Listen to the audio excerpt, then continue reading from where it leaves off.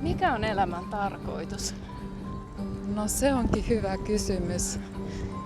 Se on helppo sanoa, että ottaa vastaan Jumalan rakkautta ja antaa sitä eteenpäin, mutta onko se sitä sitten käytännössä?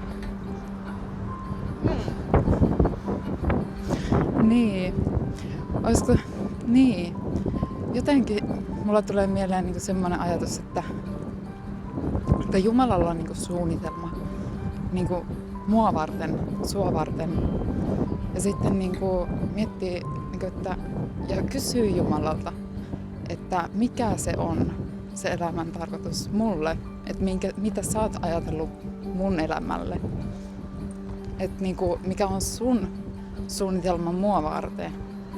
Niin jotenkin semmoinen ajatus tuli ja silleen, niinku, että haluaisi niinku yhtyä siihen suunnitelmaan, siihen Jumalan suunnitelmaan.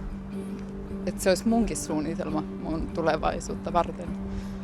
Että se olisi aika siistiä, niinku, voi kysyä Jumalalta, että hei, mikä on mun elämän tarkoitus.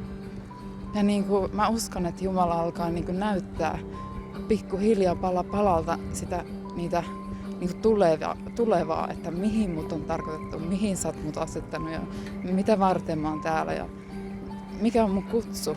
Ja niinku, että voi niinku kysyä Jumalalta suoraan. Että kun me kysytään Jumalalta, niin hän vastaa, hän on rukoukset kuuleva Jumala. Ja niinku, jotenkin se on niinku tosi siistiä, se on niinku joku palapeli, josta niinku Jumalana näkee sen kuvan, sen koko kuvan, mutta me ei nähdä. Mutta sitten Jumala haluaa niinku valottaa sitä tulevaa ja näyttää niitä palasia. Ja sitten niinku yhdessä, kun me käydään eteenpäin yhdessä, niinku minä ja Jumala, sinä ja Jumala, niin sitten jotenkin niitä paloja alkaa mennä oikeisiin kohtiin. Mutta eihän mä tiedä, mihin ne kuuluu, ne palat.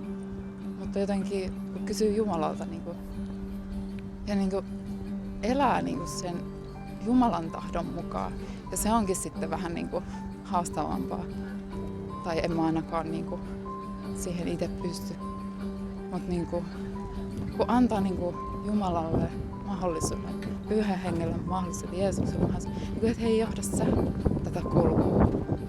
Niin jotenkin sitten sit alkaa mennä siihen oikeaan suuntaan, mihin Jumala on tarkoittanut, kun menee Pyhän Hengen mukaan. Se Jumalan henki on se eläväksi tekevä henki. Ja meidän ei tarvitse omassa voimassa yrittää, koska siinä siihen tulee se sulku vastaan. Että jossain vaiheessa huomaa, että ei tämä toimi. Ja eihän se toimi itse, jos yrittää. Mutta että se Jumalan tie, se avautuu, kun me kuljetaan Pyhän Hengen mukaan, sanan mukaan. Ja semmoista mulla tuli tästä mieleen tästä kysymyksestä. No niin, Niina, mikä on elämän tarkoitus? Joo, hyvä kysymys. Sen verran mä ehdin tässä miettiä, että varmaan jos sen oikein kiteyttää, niin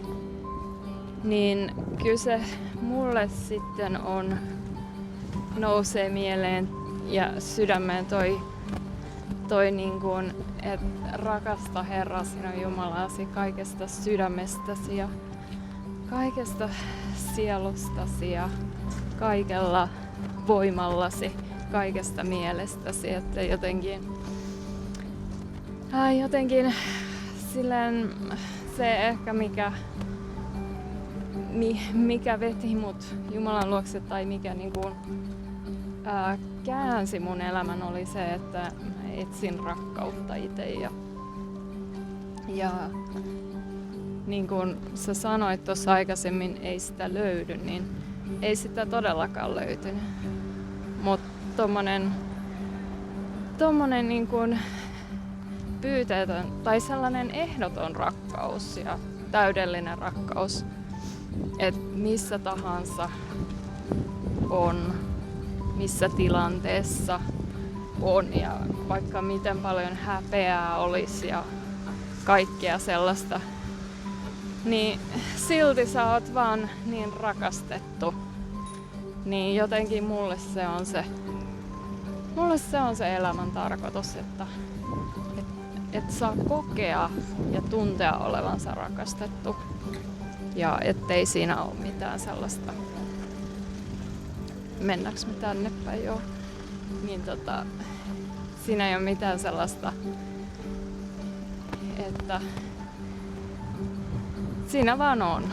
Ja oikeastaan ei voi tehdä sille asialle mitään, että on rakastettu.